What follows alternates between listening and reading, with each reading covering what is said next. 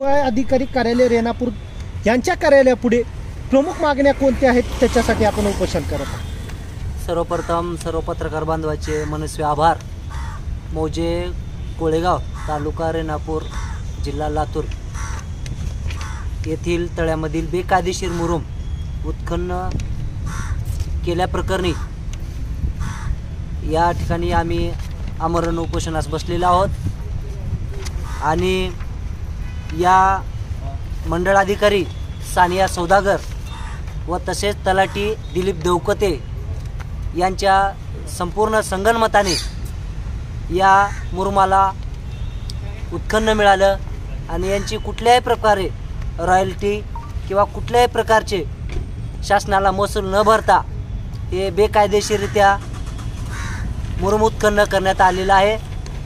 आणि आज तगायत आम्ही दिनांक 17 सप्टेंबर 2024 हा मराठवाडा मुक्तीसंग्राम दिन म्हणून साजरा केला जातो आणि या मराठवाड्यामध्येच अशा लाखो रुपयाचा भ्रष्टाचार या मंडळ अधिकारी व तलाठी यांच्या संगनमताने करण्यात आलेला आहे।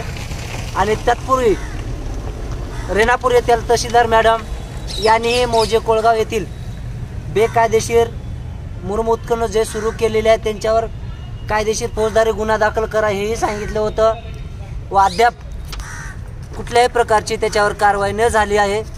आणि प्रशासकीय अधिकाऱ्याने चिरीमिरी देऊन या उपोषणाला कुठेतरी डायव्हर्ट करण्याचा प्रयत्न केला।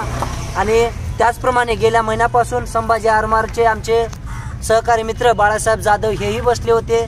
तब्बल 28 दिवस त्यांचं बेमुदत आमरण उपोषण उपोषण होतं, धरणे होतं आणि त्यांनाही कुठंतर जाणून बुजून मानसिक त्रास देऊन इथल्या प्रशासकीय कर्मचाऱ्यांना विषय डायव्हर्ट केलेला आहे। त्यांची प्रकृती खालावलेली दिसली म्हणून त्यांनी हे उपोषण काही दिवसासाठी स्थगित केलेत। आणि आम्ही त्या गोष्टीला कुठल्याही गोष्टीला घाबरता त्यांच्या बेकायदेशीर जबाबदारीपणाला न घाबरता आम्ही ब्लॅक पॅन्थर संघटनेच्या माध्यमातून आज तगायत 17 सप्टेंबर 2024 या रोजी आमरण उपोषणासाठी बसलेले आहोत। आणि जर या दोन्ही मंडळ अधिकारी सानिया सौदागर आणि तलाठी दिलीप देवकते यांच्यावर कायदेशीर कारवाई नाही झाली तर येणाऱ्या काही दिवसातच हे तर आमरण उपोषण चालेलच, तर ब्लॅक पॅन्थर संघटनेच्या माध्यमातून तीव्र स्वरूपाचं आंदोलन वेगळ्या पद्धतीचं करण्यात येईल।